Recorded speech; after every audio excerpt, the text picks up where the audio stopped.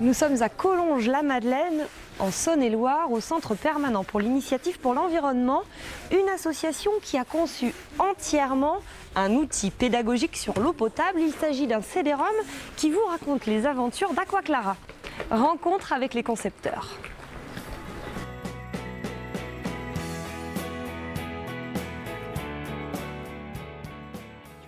Un CPIE, c'est un centre permanent d'initiative pour l'environnement. Donc une association loi 1901 qui est ancrée sur un territoire, qui se voit décerner un label attribué à une association qui développe des partenariats avec des collectivités locales, des collectivités territoriales, mais aussi des services d'État, des administrations.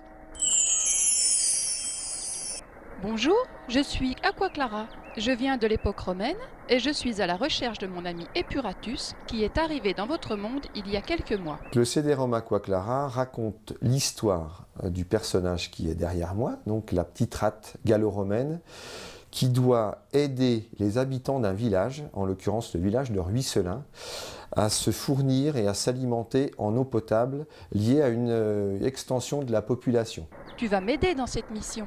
Le parcours d'Aquaclara est jalonné de plusieurs épreuves, plusieurs jeux qui l'amènent d'une part à se relooker, puisque la première étape du jeu consiste à se relooker, jusqu'à récapituler l'ensemble du cycle domestique de l'eau, puisque la fin de sa quête sur le CD-ROM est de retrouver son compagnon Epuratus qui réapparaît pour l'occasion dans le CD-ROM, et grâce à ces retrouvailles on peut ainsi boucler la boucle du circuit domestique de l'eau.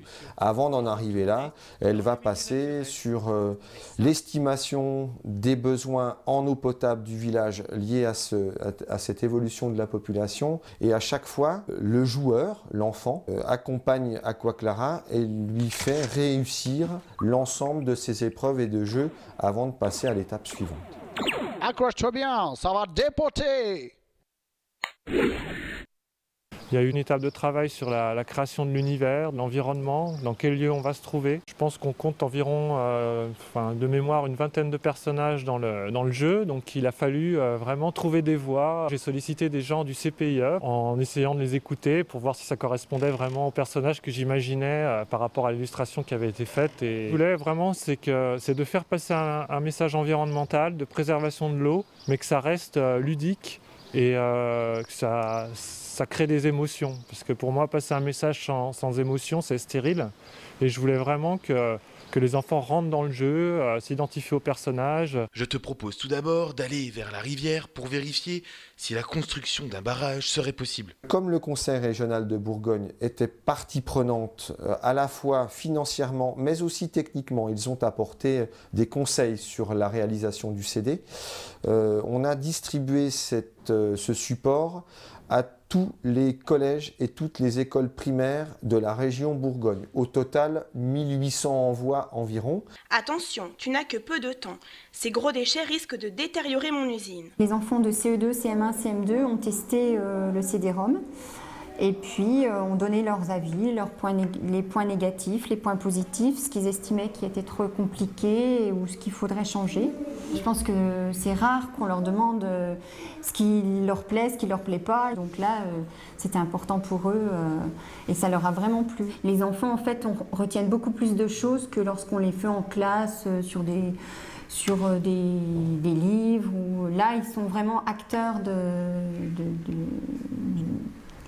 leur connaissance, quoi. Viens avec moi, Aquaclara. Je te propose une balade dans les nuages. Aquaclara devrait être prochainement mise en ligne effectivement sur le site internet du CPIE.